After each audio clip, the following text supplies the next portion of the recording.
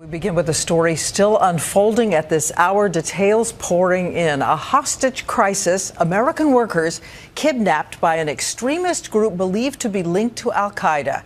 It happened in Algeria, and tonight ABC's chief global affairs correspondent Martha Raddatz is traveling with the defense secretary, who is in Italy watching every move. Martha.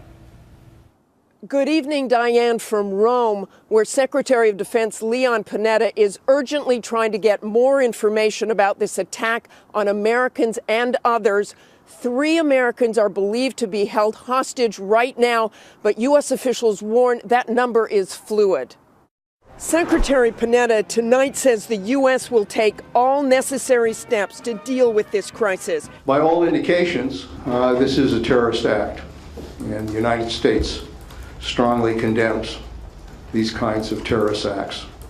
It is a very serious matter when Americans are taken hostage along with others. It all began when 20 armed Islamic militants believed to be affiliated with Al-Qaeda approached a group of oil workers. The attackers were reportedly heavily armed, driving in 3 unmarked vehicles. The oil workers were on a bus headed to a nearby airport. There was a fight. Security forces for the workers battled back. When the smoke cleared, at least 1 foreign worker was dead, others wounded.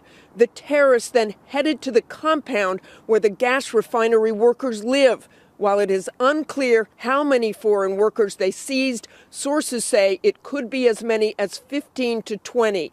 Along with the Americans, there are British, Norwegian, French, and Japanese workers, too. The attackers claim this is retaliation for the French-led invasion in the African nation of Mali. The French are trying to stop an Al-Qaeda-linked group from taking over that country.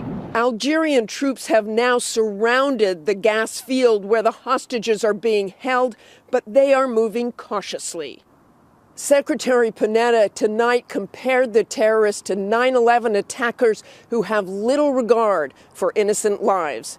Diane? All right. Thank you, Martha. But this is new. This is different. I want to bring in ABC's chief investigative correspondent, Brian Ross. He's been following the group implicated in this. Brian. There are claims of responsibility by an al-Qaeda group run by a man by the name of Mokhtar Belmokhtar, who actually was kicked out of al-Qaeda just last year because it was thought he was more interested in making money as a criminal than in pursuing the Islamic agenda of al-Qaeda. So he was kicked out of Al-Qaeda as a criminal. Right, and he actually has the nickname of Mr. Marlboro because he's run these smuggling routes through this region, carrying cigarettes, diamonds, guns, and drugs, and has made millions of dollars kidnapping Westerners and collecting ransom. So it's not just ideology, he's also about money. Was he on the radar, the U.S. radar? He is not on any U.S. terror watch list that we could see, but we've been told for years now to watch out for this man because he accumulated such wealth, it makes him a real threat to carry out these kinds of attacks. Well, again, the news is breaking right now, and I know you'll continue to have details online and throughout the evening. Thank you, Brian.